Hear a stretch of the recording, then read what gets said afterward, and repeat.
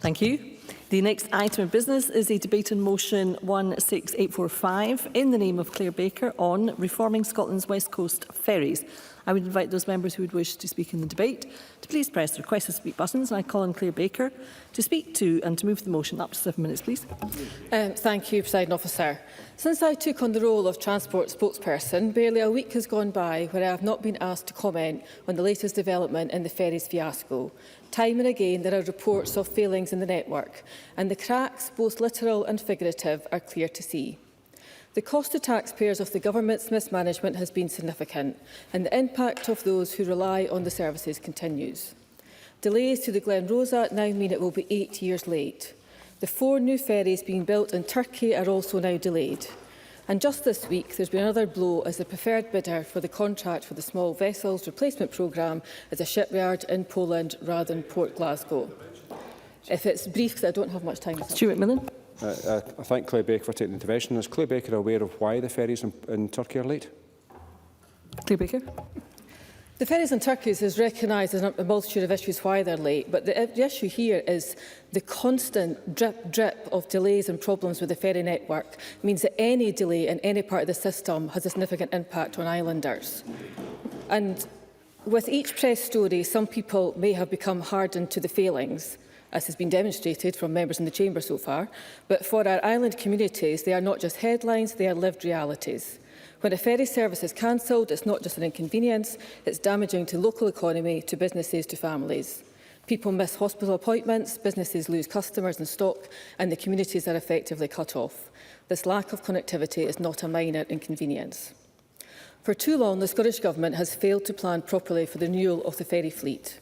The ageing vessels in the fleet are repeatedly out of service for costly repairs, and there has been no long-term plan to replace them.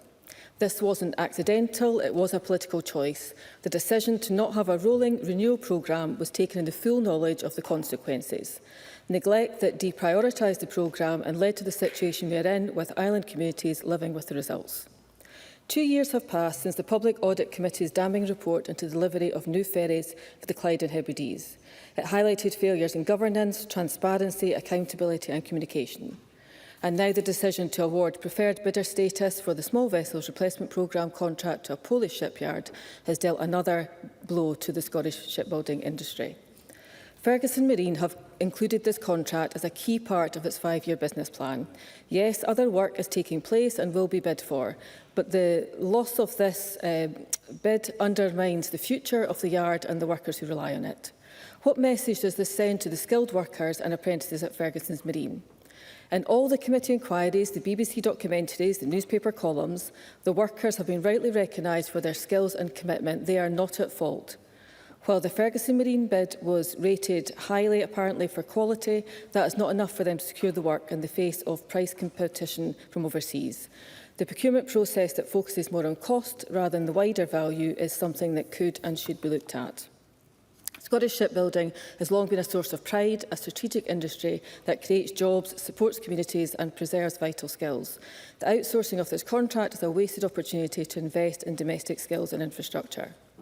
The 10% fare hike for passengers, which operators did not ask for, adds insult to injury for islanders. In her letter to the committee, the Cabinet Secretary argued that it was necessary to fund future vessels and infrastructure investment. But this only exposes the failures of the Scottish Government to plan adequately in the past. The burden of mismanagement is now being shifted onto passengers who are now paying more for services that remain unreliable, a recurring theme across public transport. We all want to see a public transport system that is accessible, available and affordable, including ferries, but the Scottish Government cannot continue to repeat that message while taking actions that go against it. Affordable fares are essential to encouraging more people to use ferry services. That the increase comes after a previous freeze is little comfort to those who rely on those services to live their lives. We need to look at how the fare structure is working, including RET, and the potential for concessionary schemes that will increase use among underrepresented groups. If we want a ferry network that works for island communities, we also need to fix the governance structure. The split between CMAL, CalMac and Transport Scotland is chaotic and confusing, and it has allowed for the evasion of responsibility for failings. It does not provide accountability for the communities that are most reliant on ferry services and most impacted when things go wrong. Scottish Labour supports a direct award to Calmac for the Clyde and Hebrides ferry service contract, but we also seek assurances that will not prevent any progress related to improving governance. I know the Cabinet Secretary was due to meet this morning with unions, passenger groups and local authorities, and such engagement is to be welcomed. And I would ask if there is an update on when a decision will be reached on the contract. Briefly. Edward Mountain. I thank the member for taking an intervention. I hear that Labour will now support the direct award, but on the committee meeting of which the Labour Party were represented, presiding officer, it was agreed there would only be a direct award if the islanders approved it. Are you ignoring the islanders now? Always through the Chair, Claire Baker. I hope to hear from the Cabinet Secretary this morning. I understand that she did have a meeting with passenger groups, local authorities and unions that did include islanders. And I understand there is support among a degree of islanders for a direct award. I do recognise frustrations with the ferry service and possibly with Calmac from islanders, but I believe that comes from the government's mismanagement of the ferry service. And if people had a reliable service that was affordable service that they were happy with, I think there would be more support for a continuation of the contract. We need to involve island communities and workers in decision-making and ensure there are proper, efficient and transparent procedures in place. Island communities deserve more than apologies and excuses, they deserve action. Workers and communities must have a say in how the network is run. The Government amendment sets out a position of openness to more fundamental reform, but actual progress needs to be made. Project Neptune recognised the complex arrangement of the tripartite and the perception of a lack of accountability and impacts on delivery and cost. The Audit Scotland report underlined the weaknesses in governance arrangements, but what actions have been taken to improve on the areas identified as needing improvement, and is work actually taking place to explore the potential for more fundamental reforms? Reliability issues are a huge concern that is reflected in responses to the consultation on the Island Connectivity Plan, with 88% of respondents saying the first priority should be improving reliability and increasing resilience. The Government amendment points to the high percentage on delivery of services, but can the Cabinet Secretary confirm that those figures take into account all routes and includes those services that have been removed in advance? We know that previous analysis by Hightrans found that statistics included services which had been removed, and as a result of vessels being sidelined for long periods, meaning the published figures did not reflect the lived reality of passengers. Presiding officer, Scotland's ferry network is crippled and island communities and Scottish shipbuilding are paying the price. Chronic mismanagement, poor planning and a lack of accountability have left communities cut off and workers without certainty. We know that delivering a modern, affordable ferry network is essential. This requires a proper fleet renewal plan, fair fares and a governance reform that gives communities and workers a real say. And I move the motion in my name. Thank you, Ms Baker. I now call on Fiona Hislop, Cabinet Secretary, to speak to and move Amendment 16845.2. Up to 5 minutes, please. Presiding officer, this debate, yes, allows the opposition to attack the government, but it also provides an opportunity to highlight the significant progress being made by this government to enhance and improve ferry services in Scotland. We recognise that there are currently challenges in the network, and I apologise to communities that are impacted by these, mainly relating to issues emerging from annual overhauls and the delayed return of the MV Caledonian Isles. All in the Chamber should acknowledge the commendable work of the Calmac crew and port teams in continuing to deliver services, who in the previous reporting period for contract year 8 delivered 95.8% of scheduled services. We expect MV Caledonian Isles to return to service in April, when she will operate from Ardrossan following requests from the local MSP Kenneth Gibson and local communities for this service to continue for as long as possible. A parallel service will run from Troon with MV Glensannox. The budget agreed for 25-26 means that we will be investing up to £530 million in the delivery of ferry services and ports works. This is £530 million investment for our island communities, which Labour and the Conservatives refused to support in the budget. The Government provides around two-thirds of service running costs, which remarkably means we can keep many fares cheaper now in 2025 than they were when Labour were in power in 2006-2007. We have the MV Glen Sannox operating on the Arran route, and we will see delivery of the MV Glen Rosa and the 4 new vessels under construction in Turkey. CMAL continues to work with the yard to ensure these vessels are delivered as soon as possible. I am meeting with and receiving updates from CMAL regularly and discussed this with the CEO earlier today, stressing the importance of getting these vessels in service. This will enable us to increase capacity and reliability in the fleet, as well as splitting the Little Minch routes to a 2-vessel service and provide a resilience vessel in the major vessel fleet. CMAL have, of course, also moved to lead bidder stage on phase 1 of the small vessel replacement programme, which will bring a further 7 new electric ships for operation across the network. This is currently a live procurement, so I cannot comment, but I can say this. These 7 new vessels will improve connectivity and resilience for island residents, businesses and communities, and their electric operation will contribute to reduced carbon emissions and make ferry travel more sustainable. And as the Deputy First Minister told the Chamber yesterday, Ferguson Marine will understandably be disappointed in the outcome of the current procurement. However, the yard continues to be supported by the Scottish Government in considering future investment, are actively pursuing a number of commercial opportunities, and their business strategy does not rely solely on one contract. Very briefly. Paul Sweeney. Giving way on that point, could she inform the Parliament about what weighting social value was given in the tender procedure? Cabinet Secretary. Currently in a standstill period on that procurement, and that is why quite clearly and responsibly I can't give comment on the procurement process at this time. We're also progressing the business case to replace the MV Lord of the Isles, and taking all of these investments together, it means around 37% of the CalMac fleet will be replaced with new vessels in the next few years. We are also progressing the business case and procurement of 2 new freight vessels for the Northern Isles, meaning we will be placing orders for 10 new ships in under 12 months. This will bring a step change to fleet replacement. On ports, work is well underway in advance of tenders for new port facilities at Gassey for Loch Boylesdale and Port Ellen. Work on other ports continues. The potential purchase of a Drogheda is currently in commercial negotiations. And the direct award of CHIFs, on which we are making good progress, provides considerable flexibility for input from communities and workers. Indeed, I have come only this morning from a roundtable event with the Ferry Community Board, trade unions, CalMac, CMAL, Transport Scotland and local authorities set up to further harness that essential input and hear stakeholders' priorities and ambitions for the direct award. The eventual contract to come into effect in the autumn will be public service focused and structured with a direct islanders role. Presiding Officer, there are current challenges in the network, but with 6 new large vessels being delivered, 10 new vessels to be procured in the next 12 months, and extensive ports and harbour works supported by £530 million of investment this coming year alone, this government is working hard to provide resilience, reliability and sustainability for the future that people, businesses and island communities need and deserve. And I move the amendment in my name. Thank you, Cabinet Secretary. I now call on Sue Webber to speak to and move Amendment 16845.1. Up to 4 minutes, please.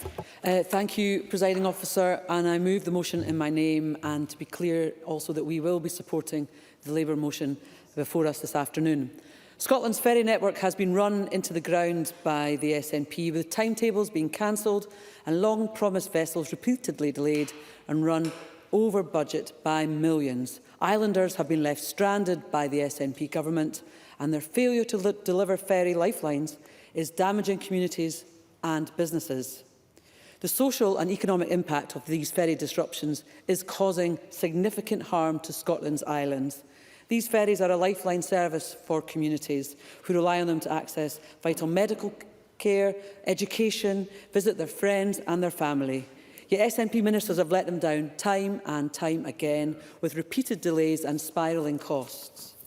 The SNP ferry scandal has lasted over a decade and cost us millions. The cost for the MV Glen Sannox and the MV Glen Rosa has spiralled from an initial £97 million to £360 million. Taxpayers in Scotland are not only funding a publicly owned yard in the Clyde, but these incredible costs are compromising the ability to invest in new infrastructure and maintain affordable ticket prices. The procurement process for the ferries was launched back on the 15th of October 2014, and the ferries were meant to be delivered in late 2017 and early 2018. Yet MV Glen Sannox only set sail in January and had a leaky hull 3 months later. And it remains unclear whether the MV Glen Rossa will be completed by the promised deadline of September this year. So just when you think the ferry scandal can't get any worse, the SNP do manage to outdo themselves. And we've learned this week that Ferguson Marine has lost the contract for the small vessel replacement programme. And the ferries procurement agency, CMAL, has since named a Polish firm as preferred bidder for the programme. The contract was a key part of Ferguson Marine's 5-year business plan, following delays and cost overruns in the construction of the 2 much larger ferries for Calmac. And this announcement is devastating for Ferguson Marine and could prove the death knell for the yard. It should be a given that a nationalised shipyard could win a Scottish Government contract. Yep. Yet it's a measure of how badly the SNP have mismanaged Ferguson's that ferries which should be built in the west of Scotland are instead to be made in Eastern Europe. The blame for this lies squarely with SNP ministers who have put the final nail in the coffin for the once world-leading shipyard. And I'm afraid, Cabinet Secretary, given the timing of the debate today, I don't have opportunity. Oh, fine, I will give way. Ladies, Cabinet Secretary. Can I ask the member to be very circumspect in how she's talking down Ferguson's at this time when they are seeking commercial contracts? Sue Bever. I'm not sure what I do in this chamber that seems to get under the skin of the SNP ministers, but yesterday my very legitimate questions were equally treated with disdain by the Deputy First Minister. And the patronising attempt to play down the scale of the ferry scandal has only highlighted the government's complacency and failure. And despite the years of misery, the SNP have caused islanders and the huge expense they've imposed on taxpayers, and they've still got the affront to complain about me referring to the government's catastrophic management of the ferry network. The decision not to award this contract to Ferguson Marine is a hammer blow for the yard. And the warm words and blind optimism do the workers no good whatsoever. SNP ministers can't pass the buck any longer on this scandal. They must immediately explain to Parliament why this decision was made and what steps they are taking to ensure this yard has a viable future. Enough is enough. We would secure a well-equipped, modern fleet of ferries and ensure that future ferry procurement puts the needs of the islanders first. These islanders have been repeatedly let down by the Scottish Government.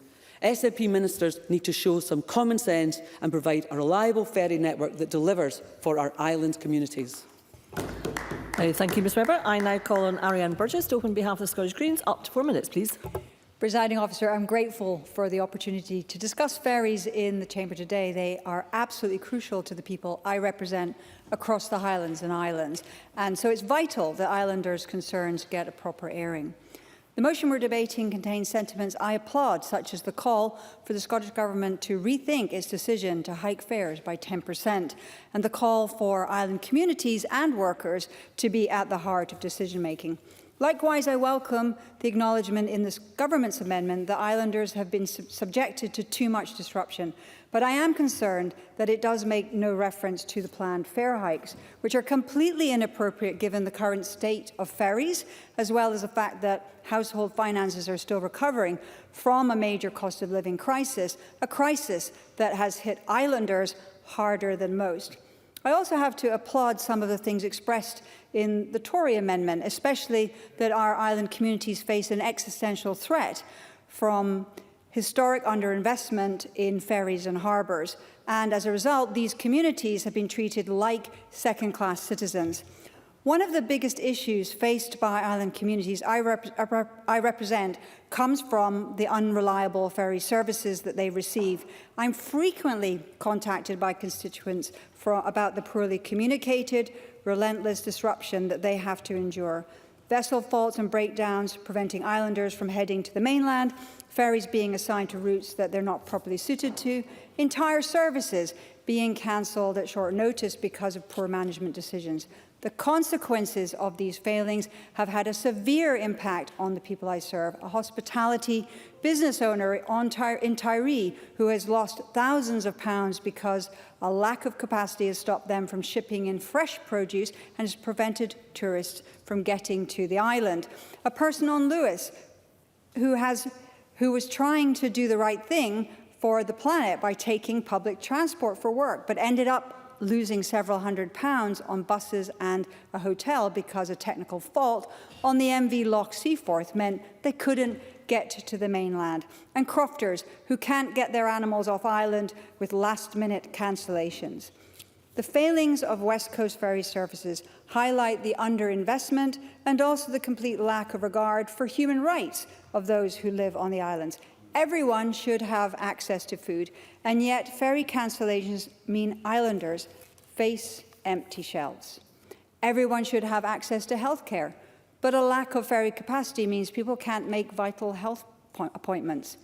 Everyone should have freedom of movement, and yet the unreliability of ferries confines people. The Scottish Greens have worked hard to deliver ferry services that work for islanders rather than against them. In the budget, we got the Scottish Government to expand free ferry travel to under-22s for the Northern Ireland inter-island ferries, and we pushed for ferries to remain in public hands, operating for the benefit of Scottish people instead of shareholders. And we've made the case for investment in all electric ferries, which we are pleased that the Government has followed through on.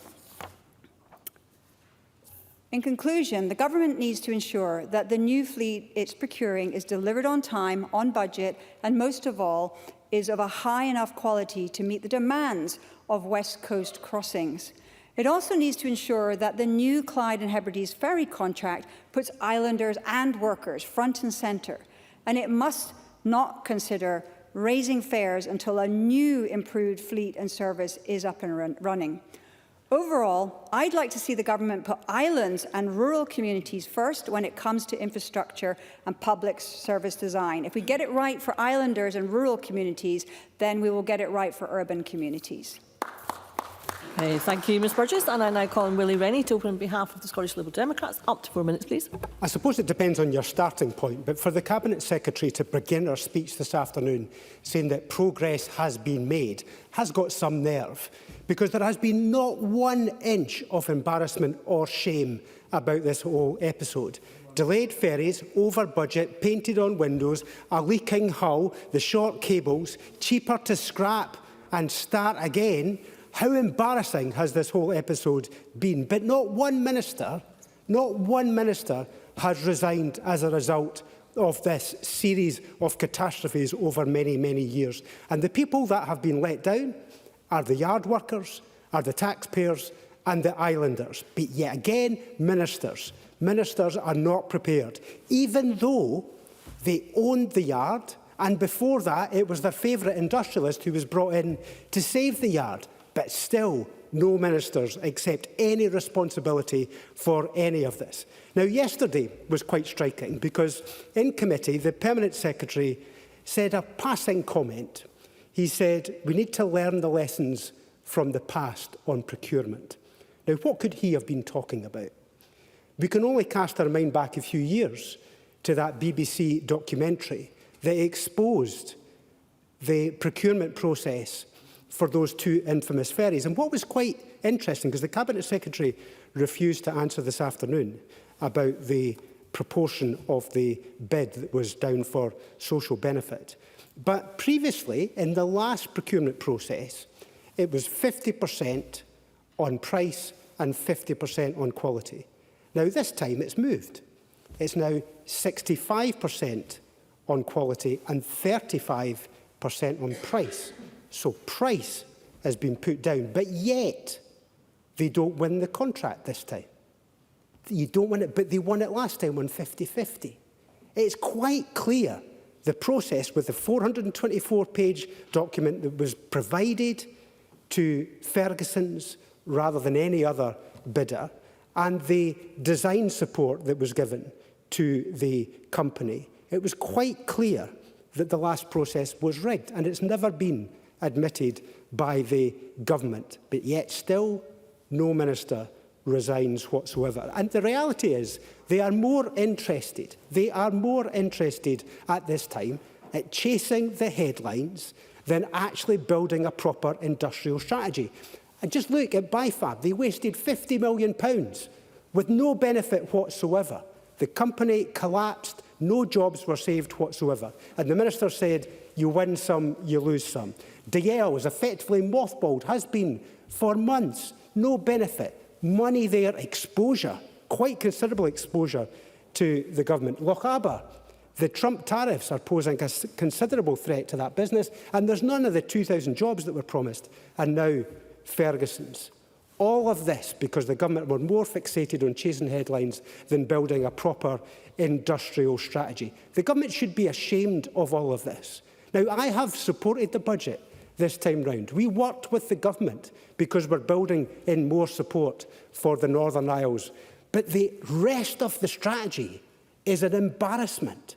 And I would wish the government would be honest about this, because we do, as the Permanent Secretary said only yesterday, we need to learn the lessons from the past. This government seemed to be completely incapable of doing so. Thank you, Mr Rennie. We will now move to the open debate. Backbench speeches of up to 4 minutes. And I call Katie Clark to be followed by Stuart McMillan. Ms Clark. Thank you, Presiding Officer, for this opportunity to speak about the continuing economic and social damage being experienced as a result of poor decision-making in relation to our ferry service. I will particularly focus on the situation relating to the ferry service between Ardrossan and Arran. This route, of course, was chosen for the Glensannox and Glen Rosa, which were originally estimated to cost £97 million, a cost which has now risen to £380 million. The Glensannox has been said was only brought into service earlier this year, although a plaque on it I saw on Monday says that it was launched by Nicola Sturgeon in 2017, and as Claire Baker has said, we still await the Glen Rosa. Ardrossan has been the main port to Arran for 190 years. This is because it is the fastest, shortest route. It is the most convenient route for people on Arran, and the infrastructure which is built around Ardrossan Port includes railway stations and has benefited the local community. As a result of government decisions, no ferry has been running from Ardrossan since January, which is devastating for the town and for islanders on Arran. And both communities now have active Save Ardrossan Harbour groups. I have repeatedly asked the Scottish Government if they will put together a package of support for businesses affected by cancelled ferries and by the ferry moving to the port of Troon. But so far, those pleas have fallen on deaf ears. And I hope that the Scottish Government today will commit to providing support to local businesses in Arran and Ardrossan. 8 years ago, it was decided that Ardrossan would retain the Arran route. 8 years on, and we still do not have certainty on this lifeline ferry service and whether it will continue from Ardrossan Harbour due to the disastrous failure to commence work at Ardrossan. Despite both ferries being delayed for many years, the harbour work has not started and there is no tender process to ascertain costs. The Scottish Government decided to commission the Sannox and Rosa with a design that required reconfiguration and upgrading of Ardrossan Harbour to enable the vessels to berth. The Scottish Government knew the infrastructure in terms of ports and fuel was not in place, but it decided to proceed with the design of their choice. The port is owned by Peel Ports, and it was obvious to those with experience of that owner that there may well be problems in coming to a decision to proceed. I welcome the news that negotiations have taken place and are ongoing to potentially purchase Ardrossan Harbour, something that many have been calling for a number of years. But we now need a viable plan for upgrading work to take place as a matter of urgency. I hope that the Scottish Government will make very clear today that it prioritises bringing Ardrossan Harbour into public ownership, a compensation plan for Ardrossan and for Arran, and that lessons will be learnt from this fiasco. Thank you, Ms Clark. I now call on Stu McMillan to be followed by Edward Mountain. Mr McMillan. Thank you, Presiding Officer. First of all, I'd like to remind the Chamber that my wife works part-time for Cal Mac. First, I just want to put something on the record at the very outset, and that's Claire Baker's comments regarding Turkey. I think for the public record, it's genuinely worth colleagues actually realising and recognising why there are delays in Turkey. Because there was an earthquake there, over 50,000 people lost their lives, and staff from the shipyard went back to their communities to try to help their communities. So I don't think it's actually fair. I do not think it's fair to attack the Scottish Government because of an earthquake that took place in a different country. One point I want to just touch upon briefly, and that's with regards to road equivalent tariff. The SNP government brought the RAT in 2008. Now, almost every fare on every route, barring those for Orkney and Shetland, are cheaper than when the SNP came to power, even after 18 years of inflation. Now, Presiding Officer, today's Labour motion talks about the governance structure for the West Coast ferry structure, and as the present Cabinet Secretary and previous Transport Minister Jenny Goruth will know, I offered my considerations on Project Neptune, which Claire Baker referenced. Now, for me, it offered little apart from damaging Port Glasgow. Now, except that having 3 organisations, all with different boards and chief executive officers, is not perfect and it costs money. However, the decimation of Port Glasgow town centre by removing the jobs would cost a lot more. Now, putting CMAL back into Calmac would inevitably lead to 50 jobs leaving Port Glasgow to return to Gourock. Now, staying in the constituency is a good thing, but 50 jobs leaving Port Glasgow would damage the town. It would lead to CMAL staff, it would lead to Calmac staff end up going around the network, which has been argued for by Alistair Allen MSP in the past and Dave Stewart MSP. They were quite rightly doing what they thought was the right thing for their constituents. I only have 4 minutes, sorry. They're quite rightly doing the right thing for their constituents, but I'm doing the right thing for my constituents and for my community. So I don't think these 50 jobs leaving Port Glasgow to go to Gourock is the right thing to do. Now, during one of the briefing sessions on Project Neptune, which was offered by Jenny Goruth, there was over 10 MSPs were in the room. So it was the Minister, Kenneth Gibson, Jenny Minto, Katie Clark, Paul Sweeney, Edward Mountain and others. Now, certainly Paul Sweeney offered up a proposal to close Ferguson Marine and move it to Inchgreen Dry Dock in Greenock. To say that I found it objectionable was saying it's quite charitable to say the least. Now, but Mr Sweeney does appear to have changed and tempered his view to actually having Ferguson Marine and Port Glasgow remain open, and also with having Inchgreen Dry Dock and Greenock both operating at the same time. Now, I do not disagree. Just 2 seconds. I do not disagree with Mr Sweeney on the aspect of Inchgreen Dry Dock, because it's sorely underused for many, many years. On that, we are on the same page. However, the proposal initially to move the yard from Port Glasgow would have decimated Port Glasgow town centre, taken 300 jobs from the town centre, taken 300 jobs from the community. It would also have went against the 20-minute neighbourhood proposal and the Scottish Government currently have. Now, with a lot of the work that I've been undertaking with the local shopkeepers, one shopkeeper in particular said to me that if that yard does leave Port Glasgow, whether it was from that particular proposal at the time or whether the yard were to shut because it doesn't actually have work, then Port Glasgow would be like the 1980s all over again. Now, this takes me to Monday and the small vessels. Now, last night at the cross-party group on maritime and shipbuilding, which Paul Sweeney chairs, Kevin Hobbs gave a presentation about what happened on Monday and the focus about the 65% to 35%. So, but as I said in the chamber yesterday, the management and the board need to listen to their workforce.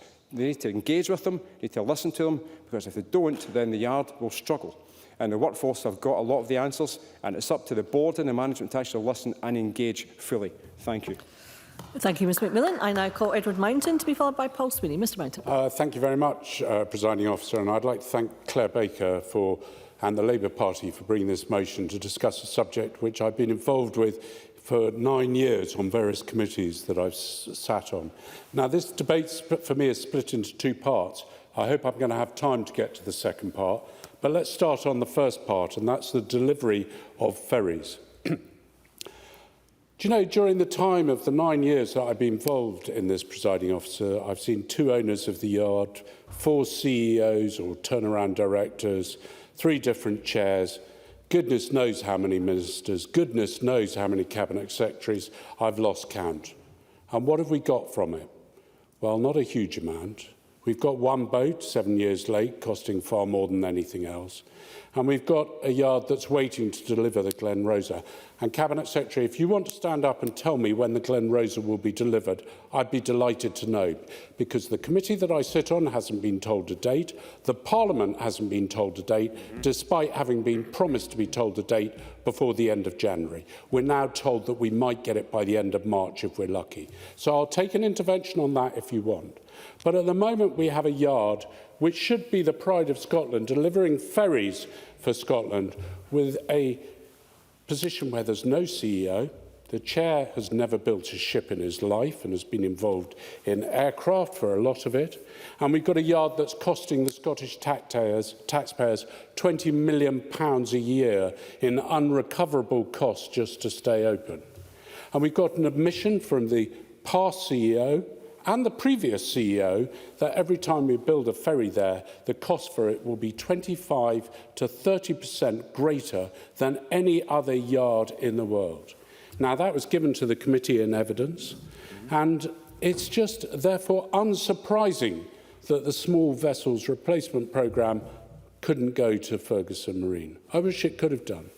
But yet we had a board that signed off on an investment plan, signed off by the Cabinet Secretary, the Deputy First Minister, saying that all of this would be solved with a direct award of the small vessels replacement plan, for which they get 14 million to help them build on it, knowing fine well that the Permanent Secretary had said that a direct award of the small vessels replacement programme would likely be illegal. So how do you sum that all up? I don't know. Incompetence? Inexperience? A gamble? I don't know. It's probably all of those things. But what we do know is we've got a government that appointed the board, a government that appointed the turnaround director, and a government that approved the appointment of the CEOs. And I believe, and I'm sorry to say this, I believe the government have sold the workforce down the river. And it is a disgrace, and I'm disappointed that I have to stand here in this Parliament and say that. But that is the fact of life. Now, when we come to the West Coast Ferry Service, it was Ms Hislop who sat on the very committee that took evidence on the ferry services on the Western Isles. And we heard very clearly during that evidence session that they should only be a direct award if islanders support it. I have had no evidence, presiding officer, presented to me or to the committee which I sit on, which says that islanders now directly approve a direct award. So the government is now talking about a direct tender process. But what they haven't done is the one thing that they've been asked to do is sort out the whole procedure. We've got CMAL, we've got Transport Scotland, we've got CalMac, we've got a plethora of organisations with no one in control and the whole thing tumbling out of control. So, presiding officer, I just want to say at this stage, I'm sad to be standing up here saying this. I'm sad that the government can't give me a date and when Glen Rosa will be delivered, because no one seems to know. And I'm sad that the government have sold Ferguson Marine, Port Glasgow, down the river. It's a disgrace. Thank you, Mr Mountain. I now call Paul Sweeney to be followed by Bob Doris. Mr Sweeney. Thank you, Deputy Presiding Officer. Britain is an island nation, a nation of islanders and shipbuilders. So proclaimed the opening sentence of the 1961 film Seawards the Great Ships, which was the swan song for Clyde shipbuilding. At that time, the country still held a global share of around 10% of the world market for shipbuilding. Now it's less than 1%. John Grierson and Hilary Harris produced the first Oscar-winning film in Scotland. At that time, there was great achievement celebrated in the industry, of course. It's a great tragedy that in more recent years, the islanders and shipbuilders have been in conflict, unnecessarily so, as a result of the incoherent policy of this government. I would say reflecting on the announcement yesterday about the award of the Small Vessel Replacement Programme, it is clear that the public procurement strategy for Scotland is incompatible with an industrial strategy. And this has not been unpredictable. Of course, the government made a reasonable conclusion that it would be too risky to pursue a direct award of the contract. Fair enough. It decided on an open procedure. However, having met with representatives of Caledonian Maritime Assets Limited last night, who kindly came to the cross-party group, as Mr McMillan, member for Inverclyde, mentioned, they were clear that the weighting, according to the public procurement strategy for Scotland, was to have a 65% split on technical and a 35% split on financial weighting. And independent teams checked those procedures out with the different tenders and then came together and decided independently that was where they arrived at with the award to Rementoa of Gdansk. What has been missed in all of this, of course, is social value. In every other UK nation, there is a minimum requirement for a 10% social value weighting, apart from in Scotland. That seems like a glaring omission in the procedure. And indeed, if the ministers had been paying any attention to the recommendations from Maritime UK and indeed the cross-party group on the refresh of the National Shipbuilding Strategy, they would have recognised recommendation 3, which was, whilst welcoming a minimum 10% social value weighting, the UK shipbuilding enterprise urges the UK and devolved governments to show more ambition in their use of social value in line with the practices of competitor shipbuilding nations and increase the threshold for UK content. Well, no wonder the contract went overseas, Deputy Presiding Officer, if we're not prepared to put in place the fundamental basis for our yards to be competitive. I don't think anyone here wishes to see public expenditure in Scotland support the social value and the economic multiplier of a foreign nation and its economy.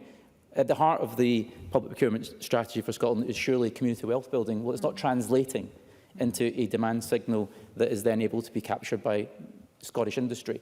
And that is at the heart of the problem. Regardless of whether it's a direct award or an open procedure, we need to make sure that our procedure is competitive. And that is at the heart of the problem.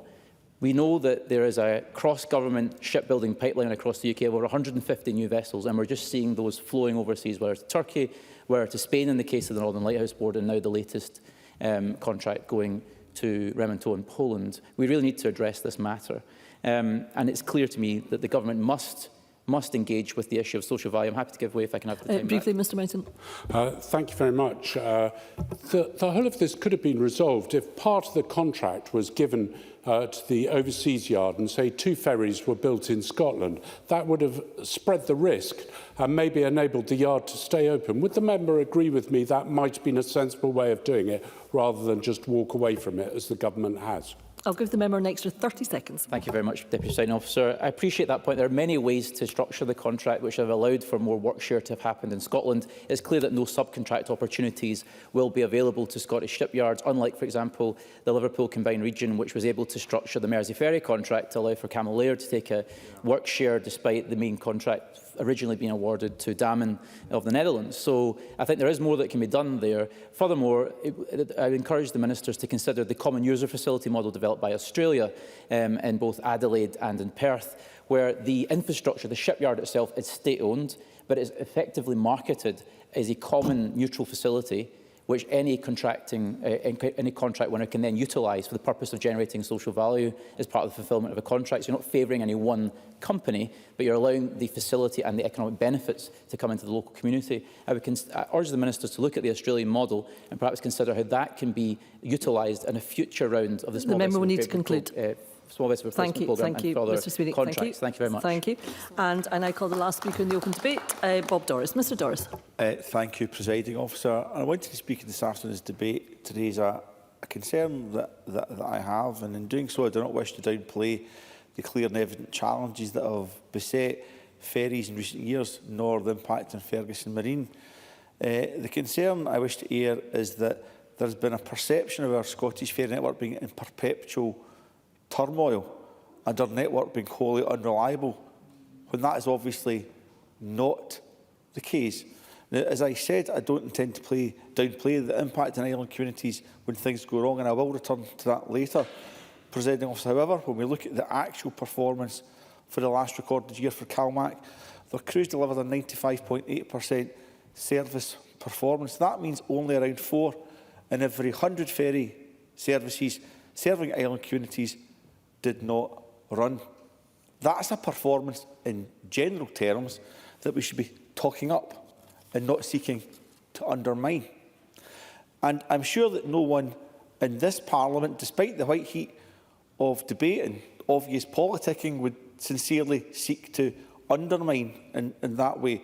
Islanders know far better than I do the importance of reliability to not only their communities but also to local businesses and the island economy, which often rely on visitors. They can be absolutely vital.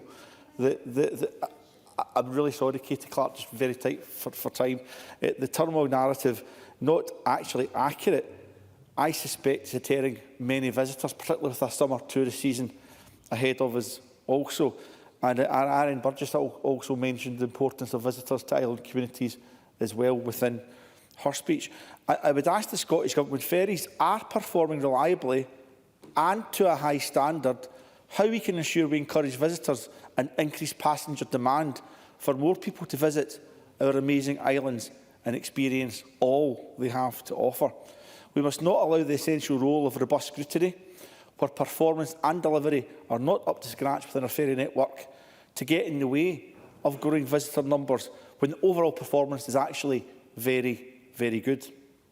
Can the Scottish Government say any more about how they seek to carry out this important task, so vital to many of our island communities? However, I will not downplay the clear challenges, and I acknowledge that excellent headline performance figures for our ferry network can still mean a disproportionate and detrimental impact on certain island communities. That's obvious, and I think both Claire Baker and Katie Clark were making that point within their contributions. But I also recognise and welcome the provision of over £530 million from the Scottish Government in the 25-26 for maintaining and improving ferry services, replacing vessels, upgrading ports and harbours, investing further in low-carbon inter-island ferries. The question to ask, of course, is how will that investment benefit those island communities that have been disproportionately impacted? I think that's a clarity that would benefit the Scottish Government to be absolutely crystal clear about moving forward. But we do know that in the years ahead, 37% of Scotland's fleet will be new vessels, and that will transform the service for our island communities. But they're right to be impatient.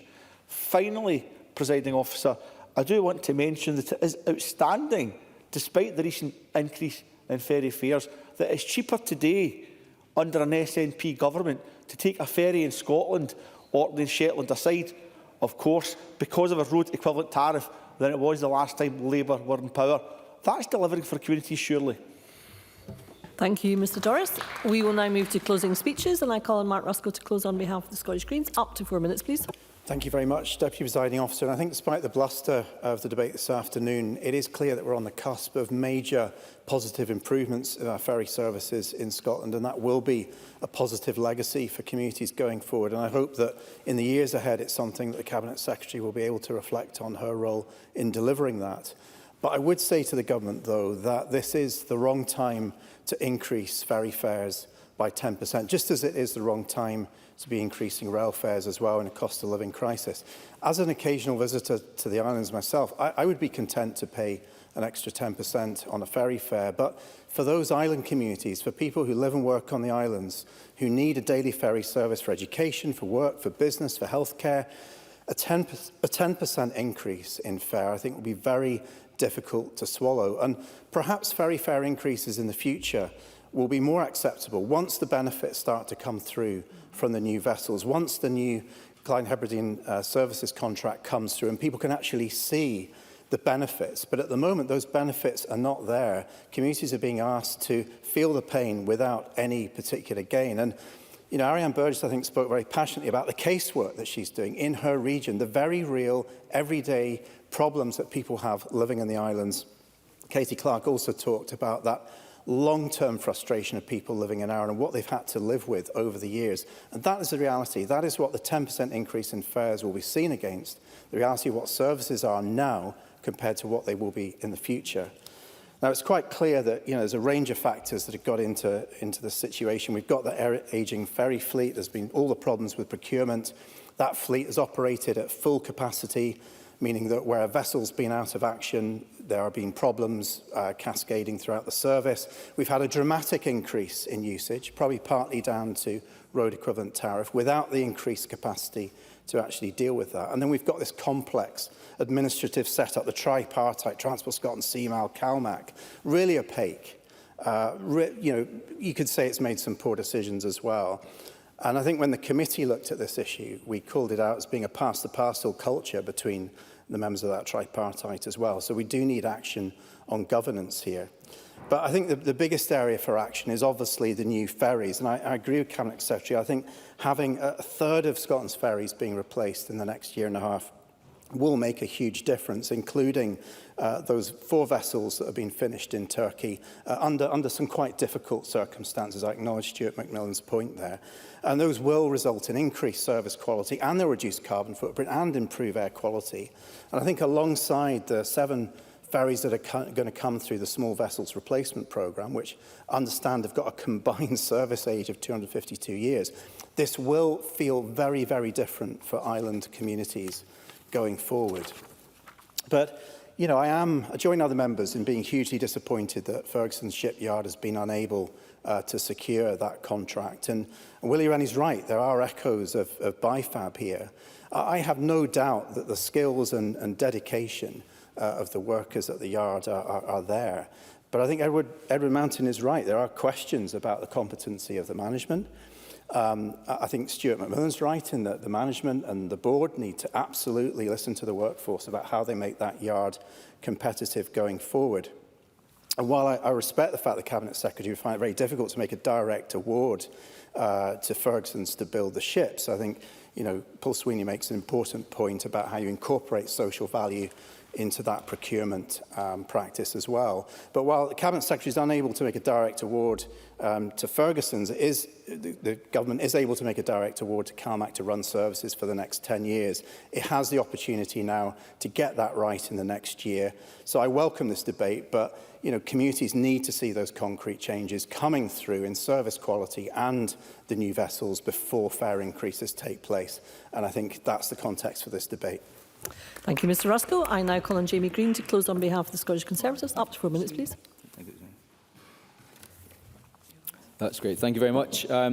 Another short but sweet debate on ferries and another one in opposition, not government time. I've only got 4 minutes today, but you'd need 4 hours to go into great detail about some of the issues that's been raised this afternoon. In fact, in the last 9 years as an MSP, it's the issue which causes the great amount of upset to island constituents. I think Ariane Burgess best summed it up as saying they're sick of being treated like second-class citizens, and I absolutely agree with that sentiment. The endless delays and cost overruns to the Glen Sannox and Rosa, the endless out of service of the MV Caledonian Isles, a year out of service due to its age, the delays to the awarding of the Chiefs contract through legal back and forth, the promises to rearrange the governance structures of this tripartite alliance between CMAL and Transport Scotland and CalMac. None of these issues are particularly new. In fact, since I joined this Parliament, I've asked 115 questions on ferries, 116 if you include today's debate. And that is a symptom of a catalogue of endless embarrassments, failures, cancellations and delays. And all of this comes at a huge cost to the island communities themselves. Mull, Iona, Arran, they're all suffering the economic loss to the tunes of millions of pounds in lost revenue and lost tourism. And let me say to Bob Doris, over the last 5 years, non-weather related cancellations have increased by 237% on the CalMac network. Have a think about that before you make apologies for the failures of your own government. Let me start with the shenanigans of this past week. Always through the chair, please, Mr. Let me start with, thank you, I will do. Last week, Ferguson Marine's interim chief executive quit. That news was snuck out again on a Thursday evening. That's the third chief executive that's gone from the yard in the last couple of years. And I don't blame him at all. He must have been given, surely, a heads up of the news that landed on us on Monday. The shocking decision to build 7 new small electric ferries in Poland instead of Port Glasgow. And that's straight off the back of the government's awarding of contracts to Turkey. Of course, none of that is mentioned in the government's amendment to the motion. None of this is hardly a ringing endorsement of Scotland's ferry building business, as Paul Sweeney rightly pointed out. Now, of course, we all hark back, those of us that were here in the Parliament. Derek Mackay famously claimed that he was the minister that saved the yard. Do you remember that press release? Well, I hope that Fiona Hislop does not go down in history as the minister who oversees its demise. And I hope that for the sake of people in Inverclyde. What about our Dawson Harbour? Katie Clark mentioned that. Again, that was promised to be upgraded as far back as 2018. 7 years later, no upgrade, no sailings, no ferries. That strategy, where's that gone, Cabinet Secretary? Of course, 20% of the workforce in our Dawson work in the wholesale and retail sector. Think about how that's affecting them. 10% of our Dawson's workforce are in the transport and storage sectors. Our Dawson's economy was built and predicated around that ferry. But of course, the endless dithering and delaying, it's of course the local economy of our Dawson that's paying the price. The whole thing, as Willie Rennie put it, is simply an embarrassment. I haven't got much time, but I'm often accused of just coming here and complaining about ferries. Well, here's some solutions instead. 1, phase 2 of the SVRP should be awarded to a Scottish yard. 2, if the government insists on owning a shipyard, then give it some work. 3, return said yard to the private sector when it's feasible to do so. 4, reform the governance arrangements of our ferry network, the procurement, the ownership and the management of it. Let's get on with that reform once and for all. 5, get on with the investment to upgrade our Dawson Harbour, lest our Dawson loses that route to Troon for good, and that would be devastating. And 7, we need a statement to Parliament about the future of Ferguson Marine, because we must never forget that it is our islanders that are suffering. If we get all that right, then surely we may have a chance, a smidge of hope, that our island communities will have some faith restored in this government and this Parliament. I support the amendment in Sue Webber's name. Thank you, Mr Green. And I now call on Minister Jim Fairley to respond on behalf of the Scottish Government. Up to 5 minutes, please. Thank you very much, Presiding Officer. I'd like to first of all mention Mark Ruskell's contribution, because it's the only one that has been heard today that has got any balance and any actual consideration of where we are right now. And he talked about the fact that Fiona Hislop can look back, hopefully with this being a moment in time where she can come out of government, go into whatever it is that she's going to do next, and look back and think, yes, we actually did that. Because I think it's worth noting at this stage, Fiona Hislop has been a member of this Parliament since 1999. She's stepping down. She has been a phenomenal servant to this Parliament, to the government and to her constituents, and I think that that is worth putting on the record. Presiding Officer, the Cabinet Secretary reflected on the current challenges in the network, and we understand that the islanders need a reliable and a consistent service, and that the lived experience behind the statistics needs to be improved. And as part of the new contractual arrangements, we have worked with the Ferry Community Board to develop new KPI measures to reflect this and to drive the improvement where it's needed. Now, CalMac have put in place a new area management structure to better engage with local stakeholders and to reflect these views and the needs in the decision-making. And although this is in the early stages, it is certainly being welcomed by the communities that are involved. Now, this is a core element of their enhancement and change plan that will help to drive the improvements and lead up to and throughout the new contract. The community workers and other stakeholders will be key drivers in this, and their voices will be heard. We will, of course, have to ensure that the ferries remain affordable, both to the user and to the taxpayer. But the current budget position supports the improvements we are committed to delivering. We are about to publish the Islands Connectivity Plan, strategic paper and the Vessels and Ports Plan, setting out the future for the ferries and fulfilling our commitment to parliamentary inquiries, calling for a clear strategic approach and the commitment to vessel and port investment. As part of this, we are committed to retaining the RET fares for islanders on the CalMac network, fares that have brought down the cost significantly since they were introduced. For example, on the Stornoway-Ullapool route, single fares before the RET in 2008 were £15.30 for a foot passenger and £75 for a car, which would now be £25.75 for a foot passenger and £128.70, compared to the £12.30 and the £6.75 with the RET. On the recent fares increase, absolutely understand that any uplift is unwelcome. But it needs to be set against the previous fares freeze that has brought fares back around to the level of where they would have been. Nobody wants to see their fares go up, but the government has to take action when the time comes. There have been many calls for structural reform, including in today's debate. And the Cabinet Secretary has been clear that this is still something that we will consider, and no option is off the table. But our focus right now has rightly been on ensuring the delivery of the direct award. But I would assure colleagues that the necessary reform of CalMac to ensure compliance with the technical arrangements will also ensure that the future reform can be considered once the award is completed later this year. We remain committed to investing in the delivery of ferry services and new ports and vessels to ensure that services are fit for purpose. As the member... Yep, I'll take your... Edward Mountain. I thank the member for taking an intervention. I wondered if the member would, the Minister would be in a position to answer the question I posed earlier, when Glen Rosa will be available for sailings. Is it September as promised, or is it 6 months later, or when is it? Minister. The committee will be told in due course, as is the normal procedure. So, in closing, as the Cabinet Secretary did earlier, I'd like to reiterate what the Deputy First Minister told the Chamber yesterday. Ferguson Marine will understandably be disappointed in the outcome of the small vessel procurement process. However, the Yard is continuing to be supportive of the Scottish Government in considering future investment. They are actively pursuing a number of commercial opportunities, and their business strategy does not rely solely on one contract. The CAB Secretary also mentioned the very productive roundtable she chaired today and how everyone there are facing in the same direction. This is very good news. For my own part, I've met the Ferry Community Board.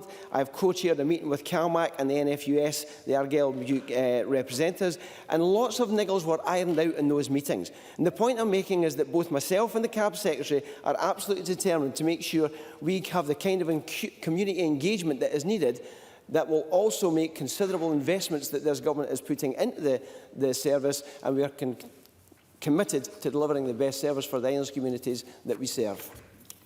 Thank you, Minister. And I now call on Rhoda Grant to wind up the debate. Up to 6 minutes, please. Thank you, Presiding Officer.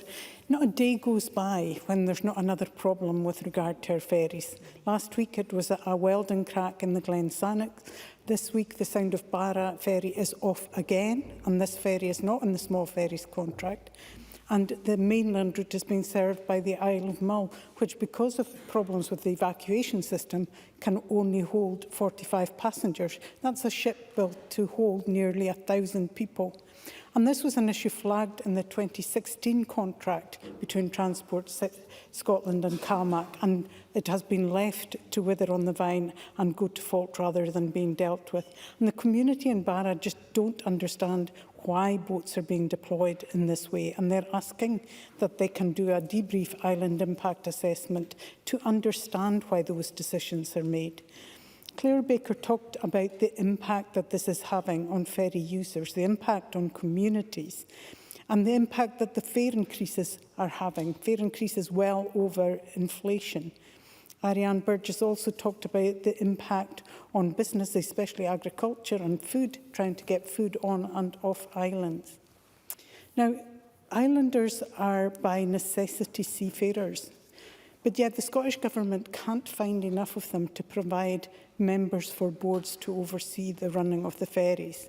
So we have the situation that where ferries are owned and operated by boards who have no idea of island living, no knowledge of the impact of ferry failures that it can have on the community. The tripartite arrangement simply isn't working. It makes passing the buck much easier. 3 bodies in charge, but not one of them taking responsibility. It needs to end. Communities served by ferries must be empowered to run their services using their knowledge, their skills, and indeed their dependence on a well-run ferry network. And that is crucial. Those skills are crucial to board members. Very brief. Jamie Green, briefly. The member will recall back in 2020, the then REC committee did a huge report into this, and this has been an issue for many, many years, reform of the governance structures, but yet no action seems to have been taken. Rhoda Grant. None whatsoever, and we're seeing the results of that now. Last week, the week before last, in fact, I asked the First Minister about a resilience fund, something that the Scottish Labour Party has been pushing for, and he gave me a more hopeful answer. But then when I heard that what he was referring to Alistair Allen having asked him was having travel charged to people as if they were taking the original vessel that was off. Now, that happens anyway. If you're being rerouted because a vessel is off, you only have to pay the cost of your original journey. What we were looking for was the additional costs that it pays for people. I've heard of people who have had to spend 3 nights in a hotel because of lack of capacity before they can get their next service to the island. And businesses are failing. They desperately need a resilience fund. This could be paid for through the fines imposed on CalMac for cancellations and late sailings. And it would allow businesses compensation so that they don't fail. Because if they fail, we'll have further depopulations from those islands. Katie Clark and Jamie Green talked about the Arran ferry to Ardrossan and the issues that that was causing in Ardrossan. It's only in this government that we could be building a ferry for a service that it can't even fit in the port. And there's been 7 years to make sure something changes, and it still hasn't changed. That adds to the cost. It's total mismanagement. We are, of course, supportive of the direct award of the contract to CalMac, because it doesn't really matter who's running the service to an extent, because they're still going to have to deal with the same old ferries that don't work. And the only difference would be that the company would be paying dividends to shareholders as well as fines to the Scottish Government because they have ferries that simply don't work. Many contributors talked about the small ferry contract and the fact that it's gone abroad. And Willie Rennie talked about learning lessons from the past, and that doesn't seem to have been learnt at all. The building of the Glen Sannox and the Glen Rosa have been an absolute disaster, but the blame for that lies with the Scottish Government. Their governance arrangements were non-existent. The contracts were let without a design sign-off. And the decision for dual fuel, a dual fuel that will never be used, was part of a vanity project. And Sue Webber was right. If this government doesn't shape up its act, it will have doomed Ferguson's. And we can't allow that to happen. They need to act to make sure that Ferguson's is working and to keep those employees who have done such an excellent job in work, but stop failing them by giving them the wrong contracts. The small ferry contracts would have been much better rather than those 2 large ferry contracts where they had no space to put the second ferry. What we need, Presiding Officer, is a 25-year plan for the replacement of the fleet. We must have that in place. We must have Scottish Yards knowing when ferries will be put out to tender so that they can be prepared for that, and we can schedule that work within our own yards. Presiding Officer, what islanders need is ferry services designed by them that work for them. Until we have governance structures that ensures that responsibility and good management are in place, until we have a Scottish Government that admit they don't know best, and until we have people who are dependent on ferries making the decisions that affect ferries, nothing will change. Thank you, Ms Grant. That concludes the debate. There will be a brief pause before we move to the next item of business to allow front benches to change.